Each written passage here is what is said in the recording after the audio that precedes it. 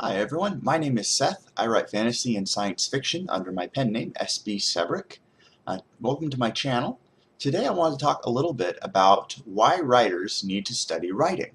When I first got started in fiction writing, I was kind of under the impression that I already knew the story I wanted to write. I was really excited about it. I thought it was a wonderful idea. I thought the characters were compelling. I thought the fight scenes were fantastic. I didn't see the need to roll up my sleeves and start studying more of the writing craft. I thought since I had a good enough story, I would get it out there and readers would buy it and everything would be fantastic. As you might have guessed, the writers who start like that and don't constantly work on their craft, they tend to fall by the wayside. They tend to notice that while they might have some sales at the beginning, like I did, sales tend to taper down and wear off, and the writer is left kind of scratching their head trying to figure out what happened to their sales. How can they get readers back and interested into the next series that they're writing? And a lot of times the answer, which is not an easy one, is you have to keep working at it, keep learning, keep working at your writing craft. The idea that writers just kind of pop out of nowhere and hit the bestsellers list, make millions of dollars, and live on to live happily ever after, it comes from a couple different places. First off, it comes from us readers seeing best-selling authors pop up that we had not heard of before they became best-selling authors, which gives us the impression that if you have the right idea and you write it out and send it in, you will make, you'll make it big. And for very few people, that does work. For very few people, most of us, we make a living through fiction writing by working on our craft, by continuing to learn how to tell stories, how different genres expect different stories to turn out. For example, you've probably heard of the Game of Thrones series, you've probably heard the name George R. R. Martin, but what people sometimes overlook is that he spent 15 years writing the Game of Thrones books before they hit it big. And during that time, he wasn't just working on those books. He was writing other short stories, he was working on other novels for over 15 years, and you probably didn't hear his name until Game of Thrones became huge. This is a problem that we sometimes have in traditional publishing, is we see them when they go big, but we don't see their backstory. We don't see how many stories they had to write and fail at before they wrote one that really took off. This problem is often amplified in traditional publishing because a lot of publishers, particularly 10, 20 years ago, didn't expect more than one book a year from their writers. So if you were a writer trying to make a living off of your fiction, and you have a one book a year contract with publishing company A who's making 10 grand a year off of your royalties that you're making, that's not enough to live off of. So writers would often go to another publishing company and publish another project under a separate pen name. So then you have these, one writer operating under multiple pen names, and they seem to be, new writers that just kind of came out of nowhere, and they're best-selling quality, and they're making all these sales. But as fellow writers, we can't just kind of pop up the hood and see how many years of practice went into making those stories. So we tend to think that someone just had the right idea at the right time, and boom, they're a best-selling author.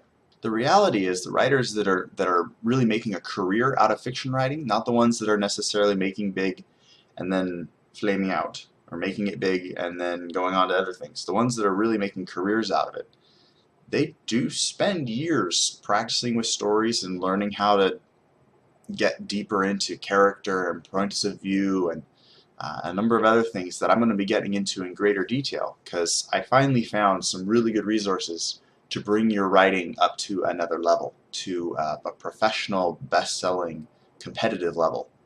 One of the really frustrating things when you're an author trying to write better stories is you can find thousands of books that are written for the newbie writer that's just starting out.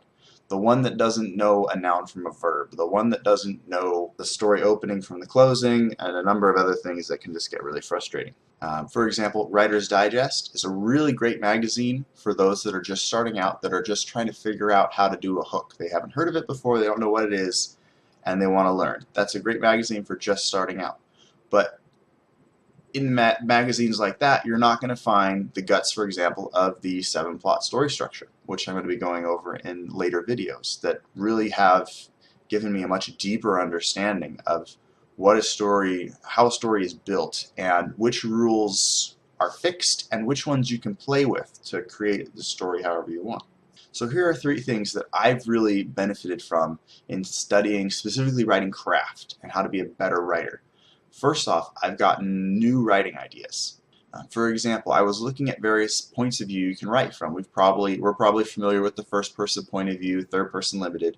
One thing that I ran across in my studies is that the thriller series is often wrote in the you second perspective point of view in order to put the reader as deeply into the main character's point of view as possible, because it's thriller and you want to hold the reader and the character just like right up to the face of whatever's trying to eat them. However, you don't see a lot of second person point of view in epic fantasy, for example. Studying writing has given me new techniques to practice.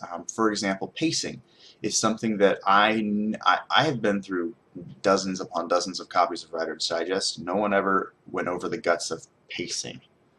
Not to the extent that professional writers use in order to control where the reader breathes, where their focus is going, and what they're getting out of the story. So that's a new technique that I'm going to be getting into in later next week in some additional videos.